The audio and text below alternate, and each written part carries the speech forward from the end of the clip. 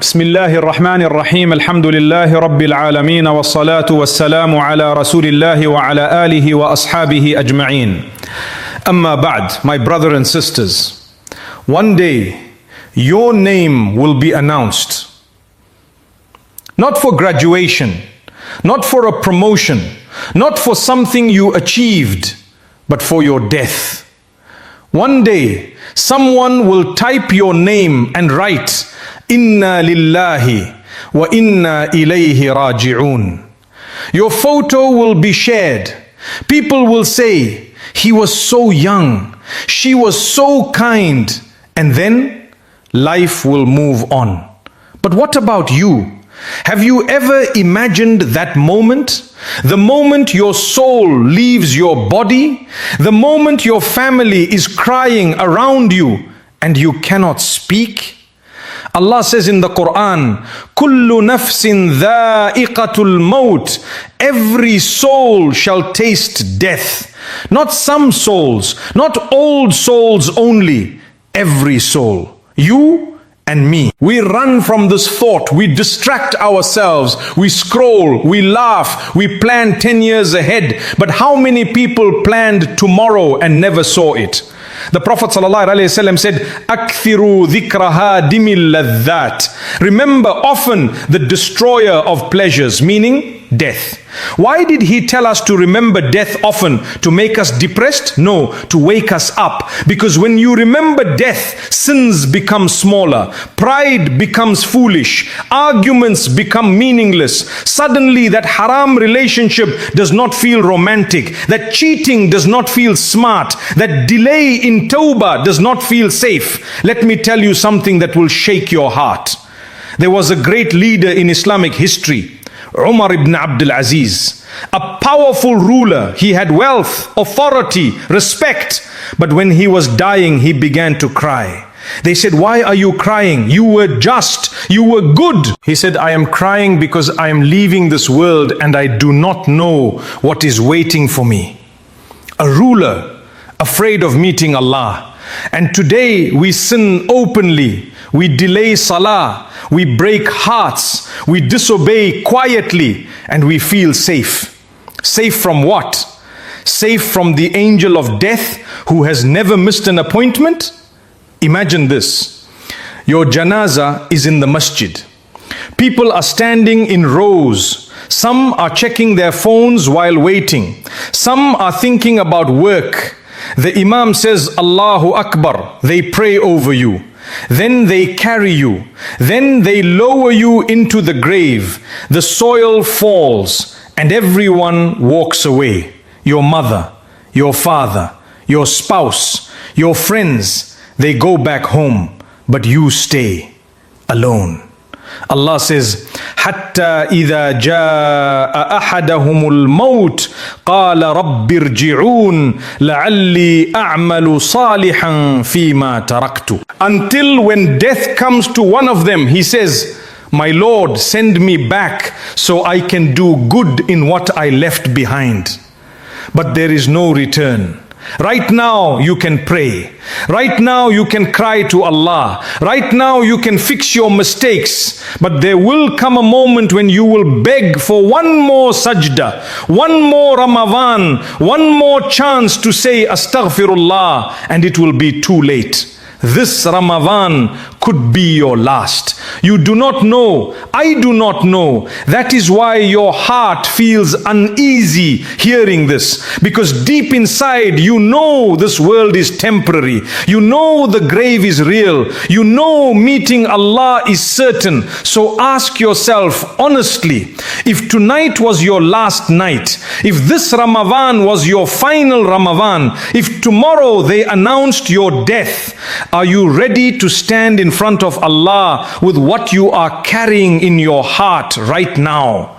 Because what happens in that first night in the grave, what you see, what you feel, and how your deeds will appear before you is something most of us are not prepared for. Close your eyes for a moment.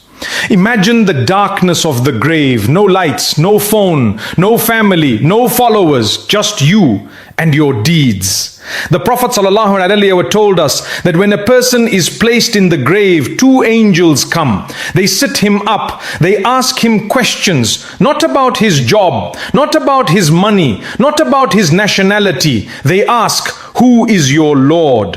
What is your religion? Who is your prophet? Simple questions. But on that day, your tongue will not answer from memory. It will answer from your life. If you lived for Allah, the answer will come with peace. If you ignored Him, your tongue will struggle. Allah says, يُثَبِّتُ اللَّهُ الَّذِينَ آمَنُوا بِالْقَوْلِ الثَّابِتِ فِي الْحَيَاةِ الدُّنْيَا وَفِي الْآخِرَةِ. Allah keeps firm those who believe with the firm word in this life and in the hereafter. Did you hear that? Allah keeps them firm, meaning without Him we cannot even answer, and then your deeds will appear. The Prophet ﷺ described that for the believer, a handsome person with a beautiful face and nice smell will come and say, I am your good deeds. Imagine that comfort. In the darkness, something beautiful comes to you. But for the one who lived carelessly, a frightening figure appears and says, I am your evil deeds. No escape, no deleting history, no hiding private sins. Everything you thought was secret was written. Every tear you cried for Allah was written. Every haram you enjoyed in the dark was written. My dear brother, my dear sister, we are not bad people. We just became comfortable. Comfortable missing Salah. Comfortable delaying repentance. Comfortable thinking I am still young. But death does not check your age. There was a young companion, Mus'ab ibn Umair. He was rich, handsome, loved by everyone in Mecca. He wore the best clothes. When he accepted Islam, his family cut him off. He lost everything. Later, he died in battle. And when they tried to cover his body with a cloth, it was too short. If they covered his head, his feet showed. If they covered his feet, his head showed. This was a man who once lived in luxury, but he chose Allah. And today his name is honored. Ask yourself, if you died tonight, what would cover you? Your designer clothes, your social media, or your salah, your charity, your secret du'as?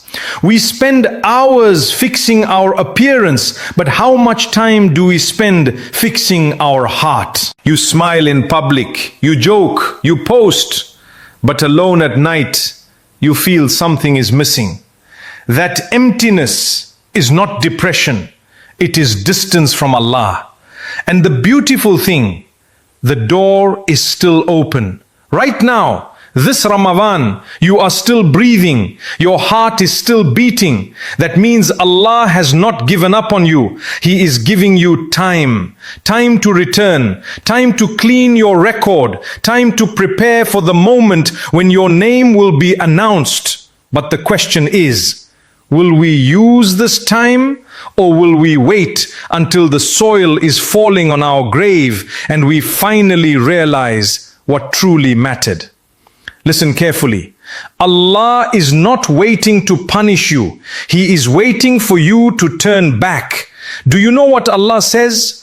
قُلْ يَا عِبَادِيَ الَّذِينَ أَسْرَفُوا عَلَىٰ أَنفُسِهِمْ لَا تَقْنَطُوا مِنْ رَحْمَةِ اللَّهِ. Say, O my servants who have wronged themselves, do not lose hope in the mercy of Allah. Look at the words. He did not say, O sinners. He said, O my servants. Even after sin, even after mistakes, He still calls you my. So why are you running? Why are you hiding from the one who already knows everything about you and still keeps your heart beating? Some of you are carrying sins no one knows about, private messages, secret addictions, broken promises, and shaitan whispers, you are too far gone. But that is a lie. If Allah wanted you destroyed, He would not wake you up for another Ramadan. If Allah wanted you lost, He would not let these words reach your heart tonight. This tight feeling in your chest, that is not fear of me. It is your soul recognizing truth. The Prophet ﷺ told us that Allah stretches His hand at night so the one who sinned during the day can repent, and He stretches His hand during the day so the one who sinned at night can repent. Every single day the door is open, but one day it will close. There is a moment called gharghara, when the soul reaches the throat. At that second, repentance is no longer accepted. Imagine trying to say astaghfirullah and it is stuck. Imagine wanting one sajda and your body cannot move. This is not to scare you away from Allah. This is to run toward Him, because the same Lord who warns you about death promises peace to the one who returns. Allah says, إِنَّ الَّذِينَ قَالُوا رَبُّنَا اللَّهُ ثُمَّ اسْتَقَامُوا تَتَنَزَّلُ عَلَيْهِمُ الْمَلَائِكَةُ أَلَّا تَخَافُوا وَلَا تَحْزَنُوا. Indeed, those who say, our Lord is Allah, and then remain firm, the angels descend upon them saying, do not fear and do not grieve. Do not fear. Do not grieve. These are the words waiting for the believer at death. Angels bringing calm, not terror, light, not darkness. But firmness does not happen by accident. It happens when you fight your nafs, when you pray even when you feel lazy, when you close the haram tab even when no one is watching, when you forgive even though your ego hurts, when you wake up for Fajr and whisper, Ya Allah, I am trying. Allah does not expect perfection. He expects effort. And Ramadan is your training ground. Every hunger pang is teaching you discipline. Every Taraweeh is building strength. Every tear in dua is washing something away. So do not let this month pass like every other month. Do not scroll through it. Do not waste it, because the next announcement could be yours. And when they say your name, when they line up for your janazah, when your body is lowered slowly into that narrow space, what you built in these nights, what you chose in these quiet moments will be the only thing that speaks for you when everything else is silent. And that is why I am speaking to you like this, because I care about you, because I do not want you to regret, because I do not want you to stand there one day wishing you listened. My brother, my sister, forgive people. Let it go. That anger you are holding, it will not help you in the grave. That grudge, it will not give you light. You think you are strong because you do not forgive, but real strength is when you say, for the sake of Allah, I let this go. You are not doing it for them. You are doing it for your own Akhirah. Some of you stopped talking to family. Some of you cut off your parents. Some of you hurt someone and never said sorry. What if death comes before you fix it? What if the last memory someone has of you is a fight? The Prophet ﷺ said that deeds are raised to Allah, and He forgives many people except those who have hatred between them. Is it worth it? Is your ego worth risking forgiveness? Wallahi, life is too short, and Allah is too merciful for us to keep running away. Repent. Not tomorrow, tonight. Speak to Allah like you speak when you are broken. Say, Ya Allah, I messed up. Say, Ya Allah, I am weak. Say, Ya Allah, I keep falling. He already knows. He is waiting for you to admit it. Do you know what happens when you repent sincerely? The Prophet ﷺ told us that Allah is happier with the repentance of His servant than a man who lost his camel in the desert and then suddenly finds it again. think about that joy. Allah is happy when you turn back, not angry, not annoyed, happy. So why do you delay something that brings happiness to your Lord? Trust Him more. Stop thinking you are alone. Stop thinking your problems are bigger than His mercy. You are worried about your future, your money, your health, your children. But who has carried you until today? Who protected you when you did not even realize danger was near? Who forgave you when you should have been exposed? Allah. So trust Him. Pray with your heart, not just your body. When you say Allahu Akbar, mean it. Let it remind you that Allah is bigger than your sin, bigger than your fear, bigger than your past. And start small. One sincere sajda, one honest dua, one habit you leave for His sake. Do not try to change everything in one night. Just take one step and then another. Because the one who walks toward Allah finds Allah running toward him with mercy. I am speaking to you with a heavy heart because I know some of you are tired. Some of you feel guilty. Some of you think you are too far. But you are not too far until your soul reaches your throat. And right now, you are still breathing. That means there is still hope, still time, still a chance to rebuild before the day they stand over you in prayer, before the tears fall, before your name echoes through the masjid, before the earth begins to close around you and you finally understand how close Allah always was. My dear brothers and sisters, I want you to win. I want you to succeed, not just in this life, but in the real life that never ends. This world is short. Even if you live 80 years, it will feel like a weekend that passed too fast. Allah says, كَأَنَّهُمْ يَوْمَ يَرَوْنَهَا لَمْ يَلْبَثُوا إِلَّا عَشِيَّةً أَوْ ضُحَاهَا. The day they see it, it will be as if they had stayed in this world only an evening or a morning. Just a morning, just an evening. That is how small this dunya is. So do not sell your forever for something temporary.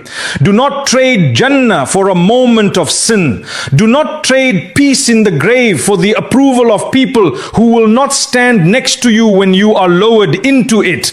You are stronger than your desires. You are better than your worst mistake. And Allah is greater than every sin you have ever committed. Start today. Pray on time. Even if your khushu' is weak, pray. Open the Quran, even if it is one page, open it. Give charity, even if it is small, give it. Call your parents, hug them, because one day you will wish you could hear their voice again. And if your parents are no longer here, then make dua for them tonight. They are waiting for your dua more than you realize. Fix your relationships, clean your heart, sleep every night with Tawbah on your lips. Live in a way that if death comes suddenly, you are not ashamed to meet your Lord. Remember this. The one who returns to Allah sincerely will never regret it, but the one who delays always does. I'm not asking you to be perfect. I'm asking you to be sincere. Even if you fall again, get up again. Even if you fail again, return again. Because Allah does not get tired of forgiving. We get tired of asking. So do not stop asking. This Ramadan may be your turning point. It may be the month your sins are wiped clean. It may be the month your grave becomes a garden instead of a pit. It may be the month your name is written among those who were forgiven completely. Imagine meeting Allah with a clean heart. Imagine angels smiling at you. Imagine hearing words of peace instead of regret. That future is not far. It begins with one decision, one sincere astaghfirullah, one tear, one sajda that you mean with all your heart. And if one day they announce your death, let it be said that you were a servant who tried, a servant who repented, a servant who loved Allah and trusted Him. Live in such a way that when your name is called for the last time in this world, it is called again in the heavens with mercy, with forgiveness, and with an honor that never fades.